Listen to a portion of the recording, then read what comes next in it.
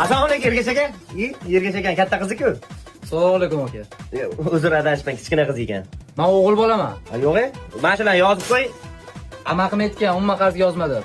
Qoraqing aytsam yozib tur. O'rta yaxshimisan? Bormisan? Uchiga kech qolib yuribsan? Dadam ish aytuvdi. Qilmadingmi? Dadam o'zi qilagan. Ish qilmaganingami? Ishda. Ha, ishda. Uni o'qani endi. Darmetlar qaranglar nima topib oldim. Kim bu qizcha? O'g'il bola ekan. Ha, yo'q, o'g'il bolamisan? Ishonmayapsizlarmi? Yuringlar davay. Ko'rdinglarmi? Shu pasport yerda ko'rsatang ham bo'laydi-ku, nima ekan deb. Bitta farq topinglar.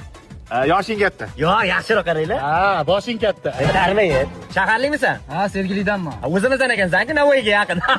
Bor, tog'aqing izlab qolmadim. Amaqing.